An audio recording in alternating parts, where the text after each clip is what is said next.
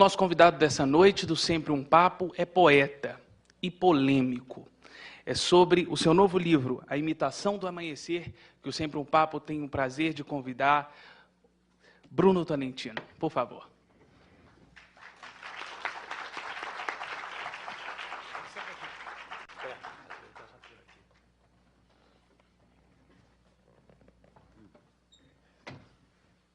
Deu certo. O Bruno ficou muito tempo, muitos anos, mais de 30 anos fora do Brasil, e isso deixou a sua linguagem um pouco português, um pouco inglês, um pouco francês.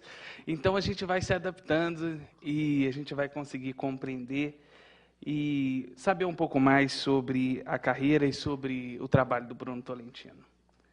Não quer dizer que eu não fale português, viu? Mas é que às vezes o termo de que eu preciso me escapa ou me vem em outra língua. Bom, além de tudo, não é só o fato de que eu passei esses anos todos na Europa, não. É que eu também já fui educado em francês e inglês quando eu era garoto, o que acontecia muito na época, porque, embora eu tenha essa aparência jovem e jovial, eu sou o tempo do onça mesmo. Quer dizer, então, nos anos 40 ainda haviam as famílias ainda tinham, de um modo geral, preceptores em casa e de um modo geral, aprendi essas línguas estrangeiras em casa. A gente só ia era raro que se fosse para o colégio, a idade que se vai hoje, negócio de maternal, essa coisa, não havia nada disso. Você chegava até bastante tarde até. Então, antes você era educado em casa. E havia uma ditadura na minha casa de Mademoiselle Beaulieu, já desde o tempo de meus pais, meu pai, aliás, e seus irmãos. Era uma francesa que era governanta lá há muito tempo, então não havia nada. Além de tudo, eu nasci no meio da guerra, na época de 1940. Então, os parentes franceses, belgas, etc., europeus, tinham voltado para o Brasil correndo, porque então o negócio era brabo ali. Então, nós tínhamos muita gente dentro de casa falando língua estrangeira, quisesse ou não. Eu ouvi, eu e meu irmão, nós usávamos o português assim com uma espécie de esperanto só para nós, assim, uma coisa assim. Bruno, vamos começar com um tema que trouxe todos nós aqui. Para que serve a poesia, na sua opinião? Eu espero que não serve para nada, né? Só faltar esse negócio de tudo servir para alguma coisa, acaba tudo sendo instrumentalizado, não serve para nada, não. Ela é uma provocação a uma oportunidade que a pessoa tem que o espírito tem para se manter a um nível sempre mais elevado e procurar uma expressão mais justa para aquilo que não lhe ocorreria normalmente, né? Para que serve a filosofia? Para nada também. Para que serve a física nuclear? Em princípio, para nada, porque você não é a mesma coisa. Para que serve uma laundrette? Para muita coisa, então você fica de roupa suja o dia inteiro. Nesse sentido, a poesia não serve para grande coisa. A poesia... Você que vai fazer a serventia das coisas. Quer dizer, é a relação que você estabelece com aquele meio, né? Aquele meio especial de expressão que você vai estabelecer se aquilo tem ou não uma serventia. Então, a poesia serve para elevar o seu nível, como de resto, também a filosofia, também todas essas coisas que não são de massa, não são comunicação de massa, não tem um sentido assim, de mobilização da linguagem comunicativa, da linguagem jornal, por exemplo. Isso serve para alguma coisa, porque se eu não souber o que está acontecendo hoje, enfim, alguma coisa estará me faltando. Mas a poesia não entra aí nessa categoria. Ela já pertence à vida reflexiva, à vida contemplativa do espírito, né? Se você também não tiver isso, bom, você está se diminuindo muito. Quer dizer, alguma coisa no ser humano diminuiu demais. E não adianta dizer, quem diz poesia, mas então você quer dizer a arte de uma modo geral. Não, não, estou dizendo poesia especificamente, que a poesia é um modo de uso da linguagem particularmente exigente, muito exigente, de resto. Você é exigente com a linguagem e exigente com a sua relação com ela. O Fernando Pessoa dizia, por exemplo, que ele definia a poesia como a música que se faz com as ideias. Não é uma música, as ideias. Basicamente, você tem que estar pensando. Não é um negócio de... não uma série de suspiros, enfim, não é isso. Você tem que pensar. Mas com isso você tem que fazer uma música. Você tem que tornar aquilo mais perceptível, não é? Aquilo que antes não era muito perceptível, nem para você. Você formula aquilo no máximo de tensão de linguagem possível. O máximo de tensão de linguagem sem perder a relação com a linguagem comum. Porque se você se afastar demais, aí você já entrou em órbita, né? Não é mais o... Você não está mais fazendo poesia. Você já está fazendo uma espécie de alquimia aí, sabe-se lá o quê? Que entrou muito na moda essa bobagem. Mas o Goethe dizia, o grande escritor alemão, que a cortesia do gênio é a clareza. Se você é um gênio, a primeira obrigação que você tem que fazer é não fazer os outros sentirem débeis mentais. Você tem que se comunicar de tal maneira, tem que ser tão claro, tão preciso naquilo que vai dizer. Você não está dispensado disso porque você é muito inteligente, não. Então, isso não, muito pelo contrário. Se é que você é muito inteligente. Porque se você é tão inteligente assim, a primeira intuição que você vai ter é essa, de não fazer papel de palhaço na frente dos outros. Porque você diz, o que você está falando de quê? Peraí. Quer dizer, você fica parecendo um desses macacos de filme mudo, que você tira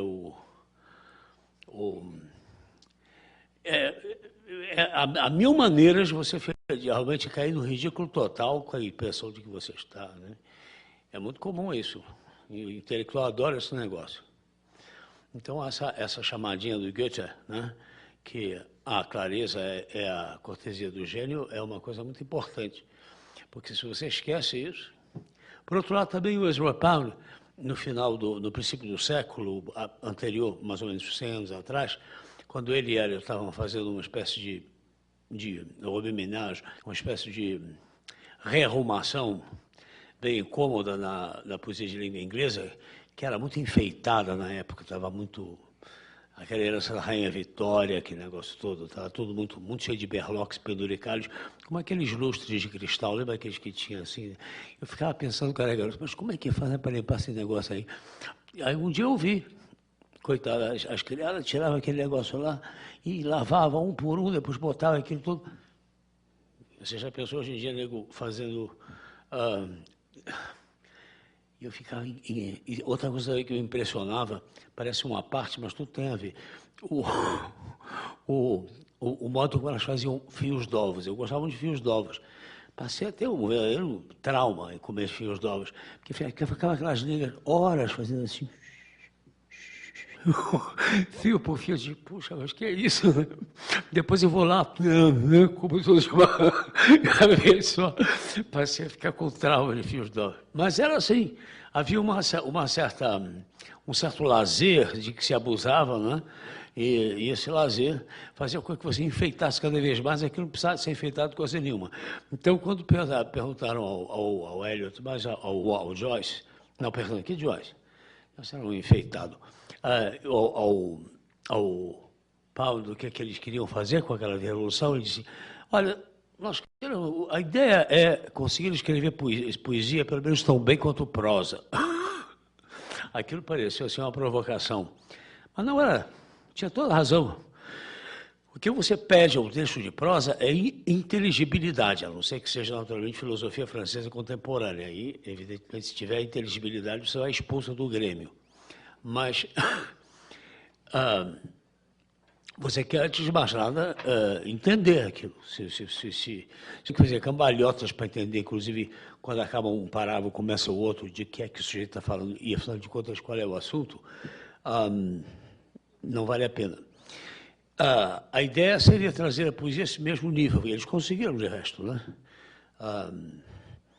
Tirar todas aquelas anquinhas, aqueles negócios todos, aqueles saltos altos, aquelas perucas empoeiradas que faziam a beleza feminina naquela época, quando você acabava de desmontar aquela boneca, saía de lá dizendo um negócio assim, mas não valeu a pena todo esse trabalho, porque a maioria das vezes não vale a pena mesmo. Então, o texto é a mesma coisa.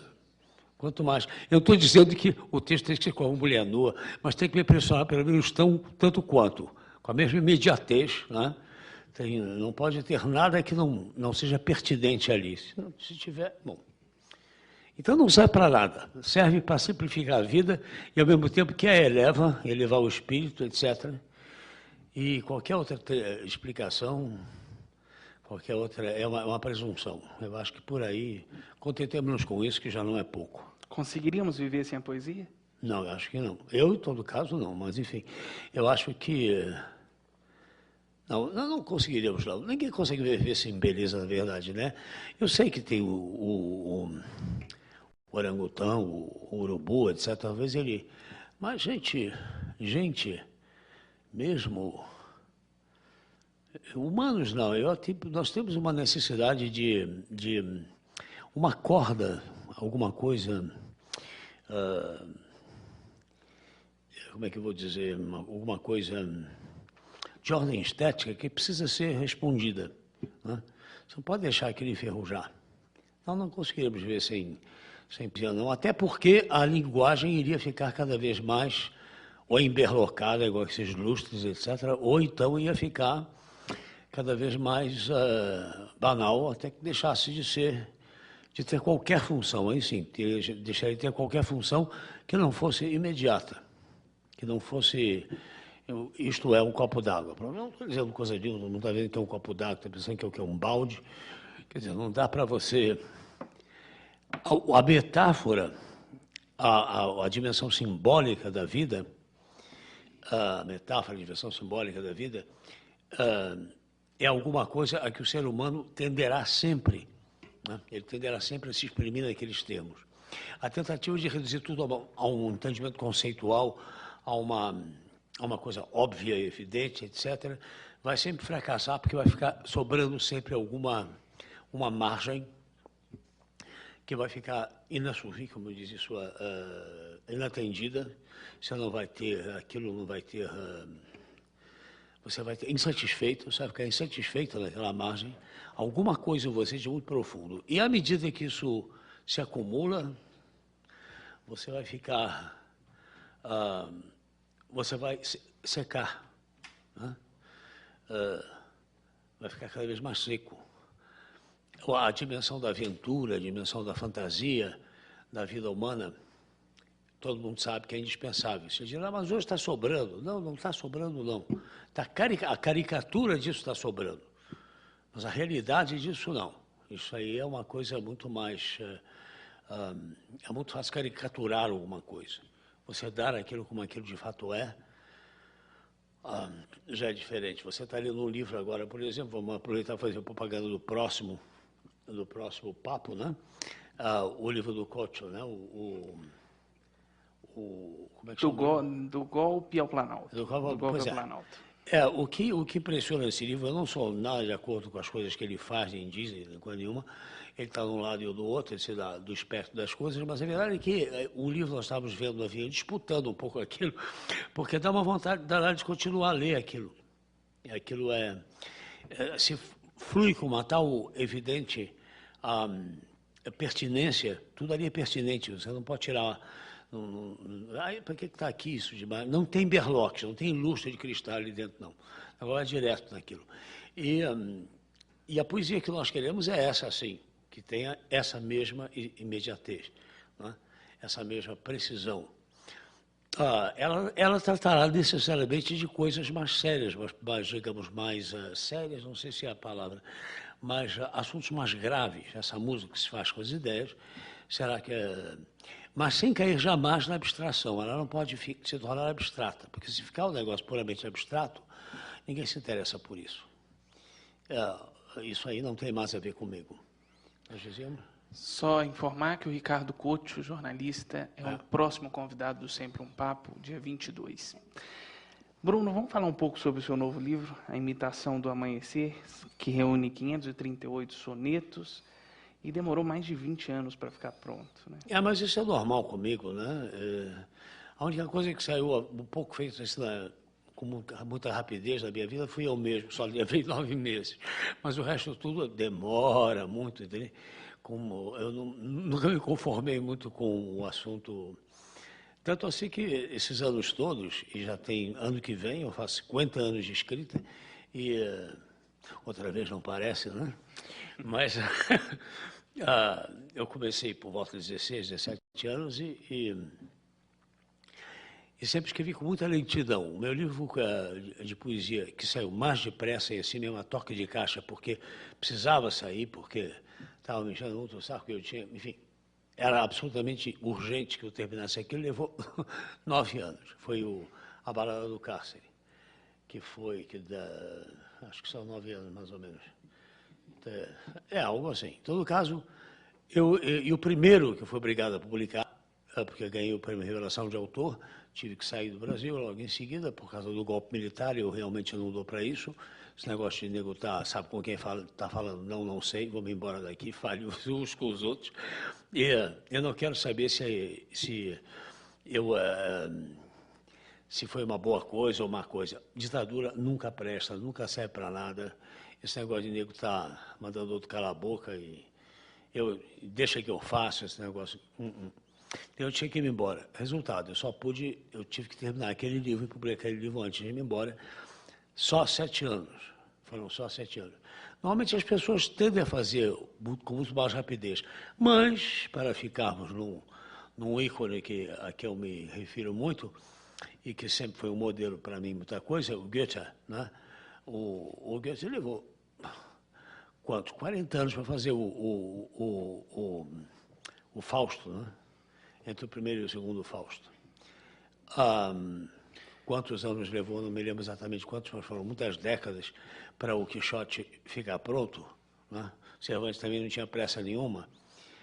Quem andou mais apressadinho aí foi como é que chama, o Dante Alighieri, quando fez a Divina Comédia, porque também naquele tempo, daqui a pouco já cortava a luz na sala, você não vivia muito tempo, o nego morria muito cedo, né?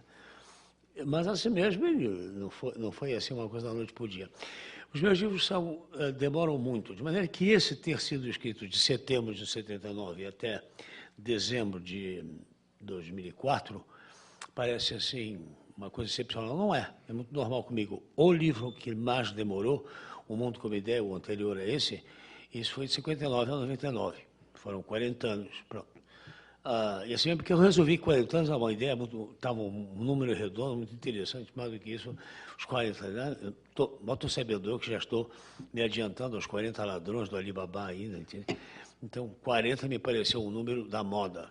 Daqui a pouco vão aparecer 40 ladrões, deixa eu botar esse livro assim para fora. 40 anos, quando eu fui ver, cortei e disse, não, chega, não vou fazer mais nada aqui não. Publiquei o livro assim mesmo, entreguei lá à Globo. E, normalmente, entre terminar o livro e o livro sair, eu deixo passar mais ou menos um ano. Porque vejo, volto, etc. Para ver se é isso mesmo que eu quero publicar. Porque a verdade é que uma vez feito isso, meu irmão, por isso aí você vai ser julgado. Tudo mais, inclusive esse bate-papo aqui, amanhã vão dizer, mas ele tinha bebido demais, sabe como é que é, etc. Todo mundo esquece e dá o desconto. Mas isso aqui não, quando falei, né? Assim, mas teve tempo bastante para estar dizendo essas besteiras todas, vamos ver como é que é. Então, e o senhor conta uma história através da poesia, né? Não era a minha intenção, para começar, mas os meus livros acabam se dividindo quase naturalmente por si só em 2 tipos de poesia. Um deles a que se pertenceria a poesia dramática, um pouco assim como o Macbeth, o Hamlet, o Romeu e Julieta, na qual as coisas se dão automaticamente através de personagens.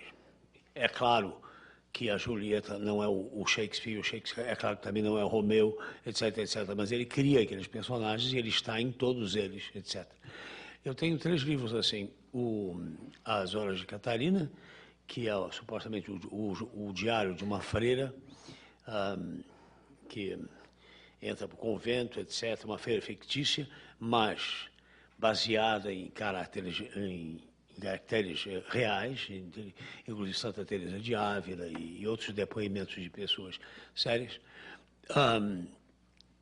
publicado em 94, com o qual eu ganhei meu primeiro jabuti. Depois, esse, aliás, eu levei 23 anos só fazendo isso. Depois, em seguida, tem o mais curto deles, A Balada do Cárcere, quando me pegaram fumando, cheirando o que não devia, me meteram na cadeia lá na Inglaterra, lá fui eu preso, adorei, achei uma graça no negócio inteiro, aproveitei aquele negócio, está me acontecendo um negócio que não acontece todo santo dia, então aproveitei, tirei o máximo proveito daquele negócio. Quando saí de lá, tinha uma história para contar, claro, e nem precisava ser a minha história, era a história de um sujeito que eu conheci lá dentro, que era totalmente analfabeto, que eu chamo de 212, e ele mandou tatuar o número aqui na coisa e só respondia se você chamasse ele pelo número. Não era 212, por acaso, era outro número, mas não, que não rimava com coisa nenhuma, então eu mudei para o 212. Eu conto a história dele. Eu alfabetizei, ajudei esse sujeito a se alfabetizar, e depois, quando eu saí, ele já estava na universidade. Hoje em dia, já há algum tempo, ele é membro da Royal Society of Psychology. Ele é membro, sócio de correspondente da Royal Society. Foi uma transformação total que deu nele, assim, lá dentro. Ele tinha matado a mulher e era um sujeito que não falava, não dizia nada. Bom, não vou contar a história dele, porque o assunto é esse. Vamos ao livro. É um romance entre dois... Pois é. Entre um homem e um cadáver. Pois é. É a coisa mais interessante. Então, depois dessas 2 coisas baseadas em fatos mais ou menos aceitáveis, eu não tinha nenhuma intenção de continuar essa veia, digamos, mais ficcional metida na poesia. Mas me contaram essa história quando eu cheguei na Inglaterra, em 1962, eu já achei um negócio tão extraordinário que eu fiquei achando, mas ninguém escreve isso, não? Vocês não escrevem isso? As pessoas que me contaram eram escritores. Eles diziam, vocês não, por que não usam isso para fazer um romance, imagine, ou uma peça de teatro, sei lá o que seja, imagine. Não podemos mexer nesse assunto, porque isso aí, não sabe bem o que é que aconteceu, e aqui na Inglaterra... Enfim, aquela mania do inglês se policiar de tal maneira, e não se sabia se houve ou se não houve alguma coisa entre eles dois. Então, eles não ousavam contar essa história. E, não obstante, isso tinha sido o principal... personagem, o principal testemunho disso tudo, tinha sido o romancista inglês Ian Foster, né? O Foster que tinha escrito muita coisa, mas os homossexuais ingleses eram uma coisa engraçada. Eles iam para a cadeia, como vocês sabem, com o Oscar Wilde, pegavam e tocavam na cadeia. Então eles não tocavam nesse assunto nunca, né? Podiam até ser da pá virada, mas por escrito nada. Então, o Foster, aliás, nunca escreveu sobre o tema, que se soubesse, só depois que ele morreu é que publicaram a tal novela Morris, né? Então, ele pensava que ele escrevesse isso porque se supunha que houvesse entre esse judeu, mexicano, e esse jovem inglês, de mais ou menos regular da mesma idade, alguma coisa dessa ordem, no norte da África. Bem, a história... Mas a verdade é que se supõe, mas não se pode dizer nada. A única coisa que se sabe por correto é o seguinte, que quando o sujeito morreu, o judeu foi lá levar os documentos dele para o consulado inglês, em Alexandria, e se deram conta que era uma pessoa importantíssima, de uma família ducal, dos duques lá na Inglaterra. Então... disseram, não, mandaram avisar a família, para a família vir reconhecer o corpo, não era um inglês qualquer que tinha morrido. E não se sabe nem de que morreu, não sei bem. Isso não está muito bem contado a história. Aí, Aí, em 1922, demorava para o pessoal chegar, daqui que a notícia chegasse, que ele se organizasse, descesse. Vieram um dia hidroavião, e o hidroavião, como você sabe, tinha que parar, assim, enfim. Daqui que chegasse eram 2, 3 dias, etc., e o corpo ia apodrecer. Então, por ordem do próprio cônsul, ele foi embalsamado. O menino, o guri que tinha morrido, um guri por aí de uns 18 anos. Embalsamaram o guri. Mas, e quem se encarregou de fazer isso foi o judeu, que tinha tempo para fazer isso. Foi lá. Quando o judeu foi lá pegar o corpo, tinha virado Branca de Neve. Tinham feito um trabalho tão bonito, porque tinham pago tão bem, só faltava botar um esquife assim, virava filme de Walt Disney, sabe aquela coisa assim. Então, todo mundo já deve ter visto isso. Aquela cruza de Ramsés II com Bela Adormecida no Bosque, o judeu disse, não quis dar o corpo para ninguém. Chegou o pessoal, cadê o meu morto? Não tem mortinho não.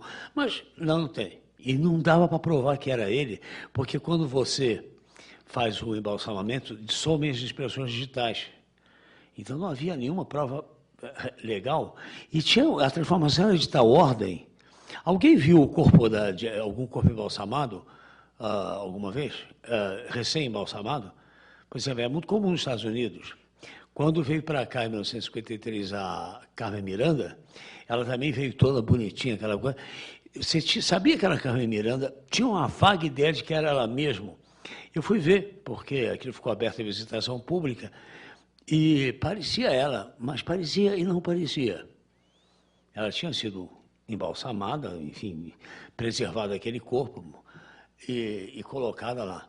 É uma coisa estranhíssima, porque realmente parece a pessoa, mas a pessoa de uma maneira ideal, né?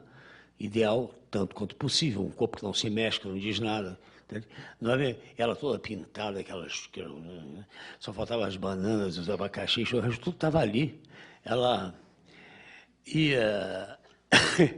E eu fiquei impressionado com aquilo, eu tinha o quê? Uns 12, 13 anos, e o enterro dela foi uma comoção nacional, um negócio muito grande. Bom, e deve ter sido a mesma coisa que aconteceu lá, o que é curioso, porque isso coloca esse corpo transformado quase que no mesmo pé do corpo glorioso com o qual o Cristo foi visto quando voltou. Né? Bota a mão aqui, Tomás, sou eu mesmo, tudo. Que negócio. Quer dizer, é e não é o mesmo corpo, porque os discípulos de Emaús dizem que não reconheceram o Cristo até ele partiu o pão, não sabiam que era ele. Quando partiram, disseram, né? A Madalena, quando descobriu teria descoberto o corpo lá no coisa também, falou com ele como se fosse o jardineiro. Senhor, se o senhor sabe onde está o corpo, diga que eu vou buscar, etc. E disse, Maria, e ela, Rabone, tomou aquele susto. Foi só quando o cara se apresentou que ela ficou sabendo que era ele.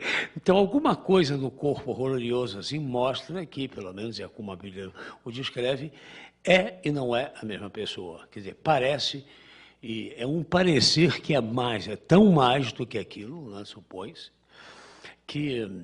Bem, alguma coisa dessa magia agiu sobre a multidão que viu a Carmen Miranda, porque ficou todo mundo chegava lá descabelado, tristíssimo, aquela coisa. Porque naquele tempo não tinha por que chorar, o povo chorava pouco, né? Não tinha muita razão para chorar, então chegava lá, chorava em cima das grandes mortes, etc. Era um povo muito chorão, ainda mais carioca, né? Mas acontece que assim que passava e que via aquilo, as pessoas, você via uma transformação evidente na cara das pessoas. As pessoas elas ficavam mais pasmas do que tristes. Ué, mas ela ficou bonita beça, né? Ela ficou, enfim, olha só. Morrer é bom, né? Pelo menos nos Estados Unidos. Até a história ficou aquela impressão geral de que valia a pena. Mas, Bruno, e o judeu, como é que ele encaixou nessa... Ele ficou com o corpo? Claro, ficou 17 anos, de 1922 a 1939. E só entregou porque começou a Guerra Mundial, ele levou o corpo de volta para o México. E o pior, ele se tornou um páreo, porque ele tinha dinheiro, ele estava levando dinheiro, pegou essa caravana para levar dinheiro para as comunidades que estavam se formando na Palestina. de maneira a formar o Estado de Israel, né? Que 25 anos depois, em 1947, seria proclamado, 49 foi, né? Seria criado, mas só foi criado porque não havia judeus na Palestina, praticamente não havia ninguém na Palestina, havia uns poucos pastores, uma coisa assim. E eles começaram a ir, os sionistas começaram a ir para lá. Então, os judeus do mundo inteiro mandavam dinheiro para eles poderem montar seus kibbutz. Ele não deu esse dinheiro, não chegou nem lá, nem cheguei a ir lá. Foi embora com o corpo do Carmen Miranda dele aí lá dali para o México. Acabou no México, mas não foi direto para o México, dali do Egito, não. Até porque o Egito era protetorado inglês e não ia tirar aquilo com facilidade dali. Ele deu um jeito de tirar aquilo dali para a Tripolitana, que era a colônia italiana, né? Em seguida, dali ele passou para a Argélia, para a Tunísia, onde tem esse tal oásis de Gabés, onde ele teria conhecido o Guri nessa caravana. Um pedaço da caravana que eu fiz, quando eu estava recém-casado, eu propus a mulher, vamos fazer uma lua de mel na caravana lá de Gabés, essa história. Ela falou assim, vamos. Eu disse, essa mulher é maluca, mas ela está querendo ir. Pensei que ela ia dizer, não vou. Então você deixa eu ir, deixo. Mas ela... vamos para lá. E ela disse que ia. Felizmente, os árabes não aceitavam mulher em caravana de jeito nenhum, coisa que eu não sabia. Então, que ia dar mal ao bolo. Então, ela seguiu aquele pedaço da caravana de jipe com o cônsul do Brasil em Tunis, o cônsul da Inglaterra, aliás, em Tunis, e eu fui em cima daquele camelo. Olha que eu farei muita coisa outra vez, mas não subo num camelo outra vez nunca mais para me enrolar naqueles coisas, porque é um calor, filho da mãe. É algo impressionante. Você, para manter a temperatura do corpo, ele bota uns verdadeiros colchões em volta de você, assim, sobretudo se você não for árabe, não está curtido, não conheceu. Então, é bem incômodo aquele negócio de lá vai você. Mas assim mesmo eu fui, e chegamos lá em Gabés, eu tive toda aquela... Isso foi em 60... Não, isso já foi em 70, peraí. Eu casei em 68, foi por aí, 69, 70. E fiz essa experiência. E é impressionante a chegada, realmente. Quando você chega nesse oásis de Gabés, nos vários oásis, porque uma caravana vai de oásis a oásis, senão as pessoas morrem, né? E lá eles se descem do camelo, entendeu? Os camelos bebem, todo mundo toma banho, enfim, se reconstituem e seguem no dia seguinte. Não é assim uma esticada essa assim, não. Eu fiz só esse pedacinho aí nossa, fiquei moído durante dias, um negócio horrível. Mas é muito bonito. Você desce lá, uma coisa impressionante, porque você tem só aquelas areias, aquelas pedras rosadas, né, de deserto, porque são feitas de areia, né, a areia que se petrificou, e aquelas fontes, né, aquelas fontes de água gelada, lagos de água gelada, de um azul, pelo menos uma turquesa, um azul turquesa, que só no Mar das Bahamas, que eu vi aquela cor. Coisa muito bonita. Bem, então o judeu pegou esse corpo, carregou de um lugar para o outro, e finalmente, no Marrocos, houve uma tentativa da Marinha Inglesa de recuperar o corpo a Mouk. Combinaram com os franceses, desceram lá e foram tirar o... Só que era um protetorado francês com a licença dos franceses. Só que os berberes ficaram uma fera com aquilo e passaram uma corrida na Marinha de Sua Majestade. Não deixaram de jeito nenhum. Falhou aquela tentativa, mas da próxima vez eles vão conseguir. Então o judeu o que fez? Deu um jeito e o próximo que se sabe, ele foi reaparecer no México. Toda essa história é contada em versos. Vamos ler um pedacinho para o pessoal? Pode, pode. Não sei, se não houver uma corrida repentina para todo mundo. Bom, enquanto ele escolhe, a partir de agora, quem quiser se manifestar, fazer perguntas, temos 2 microfones ali nas laterais. Vamos lá. Meu nome é Diogo, Eu queria aproveitar o fato de estarmos em Brasília e fazer uma pergunta sobre José Guilherme Melchior. É sabido que o senhor teve uma relação intelectual muito próxima com ele prefaciou o seu... Olha, eu não consegui ouvir, não. Eu sou meio surdo. Fale melhor no coisa. Vocês estão ouvindo? Perdão. Eu queria aproveitar o fato de nós estarmos em Brasília e fazer uma pergunta sobre José Guilherme Melchior. É sabido que vocês tiveram uma relação intelectual próxima, ele prefaciou o seu primeiro livro, e no livro Os Deuses de Hoje é um poema que trata dele, A Indesejada.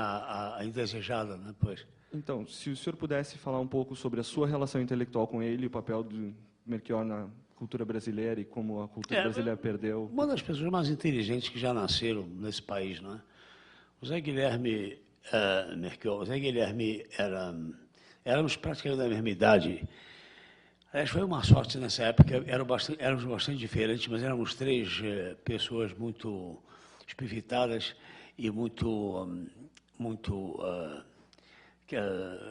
é que eu vou dizer, cada um na sua área, mas tínhamos um traço em comum, que éramos realmente muito audaciosos, né? O Glauber, que era o mais velho de todos, o Glauber era de 39, eu era de 40 e o Zé Guilherme de 41. Mas entre o Zé Guilherme e eu, a diferença era de praticamente 4 ou 5 meses só. Eu era de novembro, ele era de 22 de abril. É uma pessoa realmente extremamente inteligente. Aliás, eu fui professor há muitos anos na Europa, lá, convivi com o que havia de mais sofisticado na Inglaterra. Os alunos que chegavam em Oxford, a turma que chegava por lá, uma gente sofisticadíssima, mas eu raramente vi gente tão inteligente quanto o Zé Guilherme. Quer dizer, tão rápido, tão capaz para começar, como é que ele arranjava tempo para ler aquilo tudo, né, que ele lia? É uma coisa impressionante. Ele não é que ele lesse mais rápido do que ninguém, mas ele lia praticamente o tempo todo. E lia com muito espírito seletivo. Foi um dos maiores críticos que nós tivemos, crítico de cultura, não só crítico literário, crítico de cultura. E como acontece com muitos deles, muitos dos nossos escritores, foi ser diplomata. E viveu numa época muito difícil mesmo, porque é aquela época do golpe militar, da ditadura, daqueles primeiros tempos, uma grande confusão. Você veja como é que o Glauber acabou, né? Mal, porque havia uma cacofonia muito grande, né? Ninguém era a favor da ditadura, mas também não quer dizer de ditadura nenhuma. Então não se era a favor nem daquela ditadura que ele estava, nem de luta armada, nem de coisa nenhuma que fosse substituir simplesmente uma tirania por outra. Bom, o Zé Guilherme viveu esse problema, tinha aí, despedaçado nessas duas coisas. E de nós três aí, desse trio, era o único, assim, digamos, ele era o único que fazia parte da elite branca, como diria o governador de São Paulo. Era o único realmente filho de elite abastada, aquela coisa toda, de família tradicional. O Glauber era, enfim, praticamente um mameluco, né? Se comportava como em todo caso. O Zé Guilherme era uma pessoa de classe média, bem média mesmo. E quem tinha todas as regalias era eu, era uma coisa engraçada. Que foi quem mais durou, e quem, talvez por isso, né, dizem que sei lá o quê. O fato é que, na verdade, foi, de nós quatro, de nós três, foi quem o destino até então tem sido, até agora, o menos trágico dos três, porque a vida de Glauber foi muito trágica, no final das contas. O Zé Guilherme também morreu aos 49 anos, daquele câncer, e deixar uma obra que deixou, uma obra impressionante, porque a partir dos 35 anos de idade, toda ela foi escrita em inglês, publicada lá na Inglaterra, toda ela. Antes já havia livros publicados em francês, mas isso era outra história, porque eram livros de formação. A partir daí, livros importantíssimos, inclusive traduzidos em várias outras línguas, como, por exemplo, o livro sobre Foucault, O Terrorismo de Cátedra, de Praga a Paris, sobre o problema São livros de cultura mesmo, quer dizer, e ele teve uma influência que eu testemunhei, eu vi muito bem isso. Eu era um mero professor, um poeta, um professor, etc. Mas o José Guilherme era uma força da vida cultural, do debate de ideias do continente europeu a partir de meados do século, dos anos 70. Né? Parece já outro século, quase, né?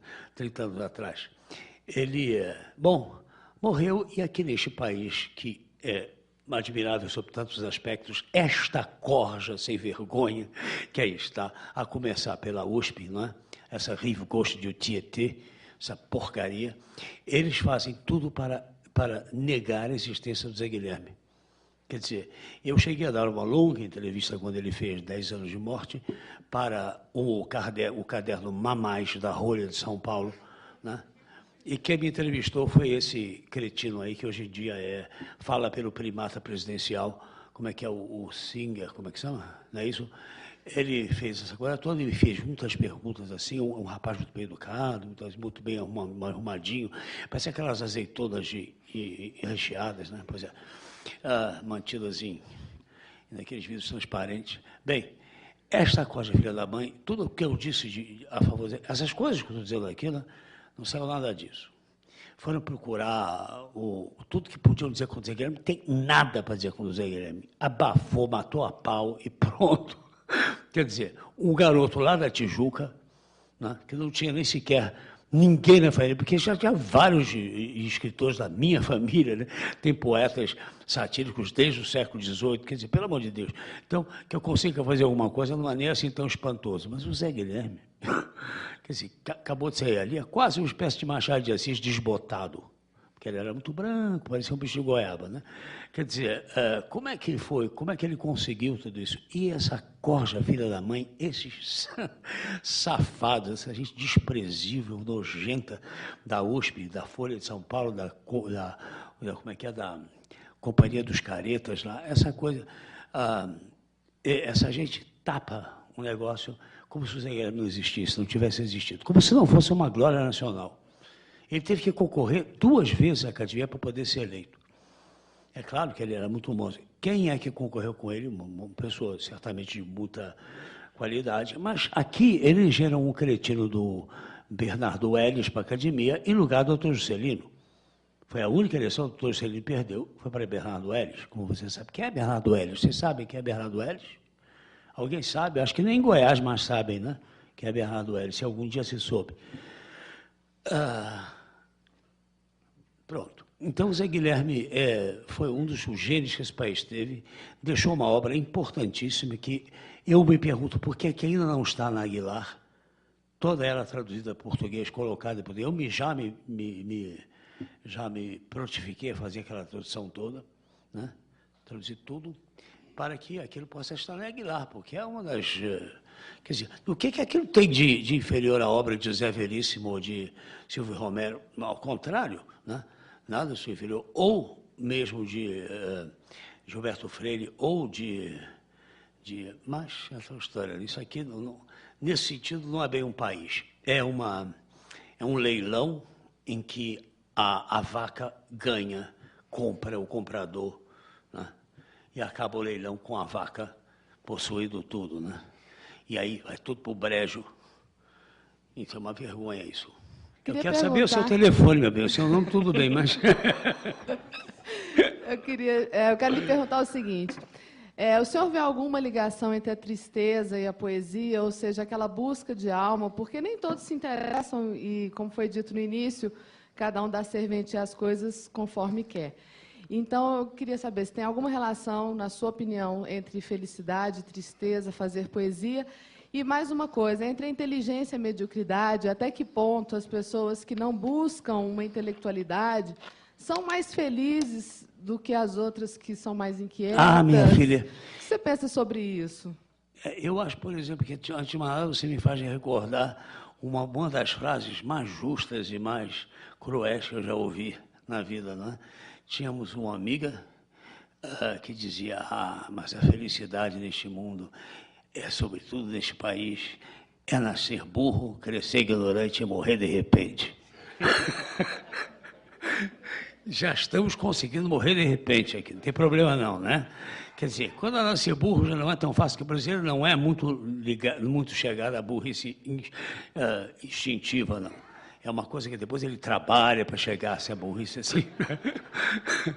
Enquanto a ignorância crescer ignorante, enfim, isso já é um pouquinho mais fácil. As nossas escolas ajudam, as nossas universidades, então, são uma maravilha para isso. Mas, sim, existe sim. Primeiro, antes de mais nada, como dizia como é que é, o Milo Fernandes, o ser humano é inviável, meu bem. Não é ao sul do Equador que ele é inviável, não. Aqui nota-se mais depressa. O ser humano é inviável. Então, é claro que isso dá uma certa tristeza, ou deveria dar, né? Ou então um estado assim de beatificação, meio bestificada. Existe, sim, uma... Eu, por exemplo, você tocou numa chaga bastante particular, porque eu resolvi que esse negócio de poeta tem que ser infeliz. Só faltava agora eu, assim, um garotão aqui, eu vou ser infeliz só para ser poeta. Danou-se. Eu queria, como diz o francês, le beurre et l'argent du beurre. Eu queria a manteiga e o dinheiro da manteiga, né? Então, eu vou ser poeta, mas não vou ser infeliz. Pois sim. Não. Quer dizer, nunca consegui não ser poeta. Bom ou ruim, essa era a única coisa que eu sabia fazer, o resto tudo era pior ainda. Então, era melhor insistir nisso. Agora, quanto a não ser infeliz, olha, eu fiz das tripas coração e não adiantou nada. Antes de encerrarmos, quem tiver a ficha, vamos fazer o sorteio. Você podia escolher um trecho para a gente encerrar. Um texto, um sorteio? Não, você vai ler um trecho para a gente encerrar. Ah, é? Tá bom. Vamos fazer isso? Não estava no script, mas... Vocês querem? E assim, tem nada melhor encerrar com a maneira como eu consegui encerrar o livro, né? No final, nada de conseguir acabar o livro, de meu Deus do céu, o que eu vou fazer agora? Fui me meter nessa, como é que a gente acaba um negócio desse? Porque, realmente, comecei a ter uma dificuldade enorme de terminar esse negócio. Tome mais e mais, diga, não, chega. 538 é uma obscenidade, você escreve 538 qualquer coisa, né? Mas 538 sonetos, você está maluco, bicho, que é isso? Mas é que não teve jeito, olha que eu ainda joguei uns fora, hein? Mas, veja. Mas, no final, ele termina de uma maneira... Você vê a impaciência que eu estava de conseguir botar um ponto final nesse negócio.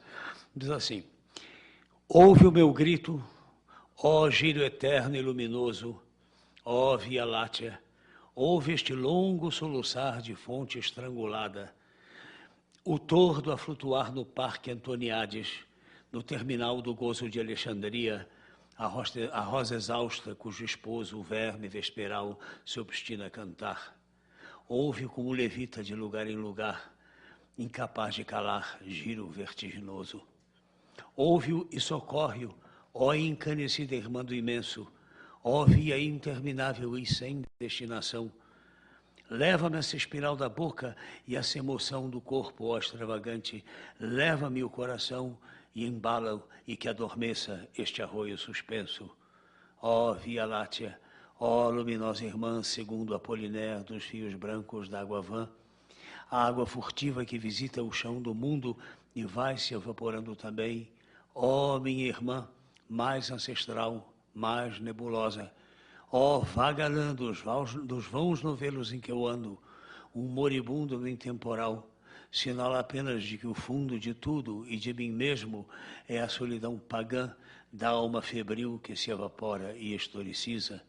Ó ampliação de Alexandria, ó via branca e tenebrosa, é tudo a rosa que se arranca, pétala a pétala, às profanações da cinza. Ó Via Láctea, ó minha irmã que pões a tranca da imensidão no coração do que agoniza.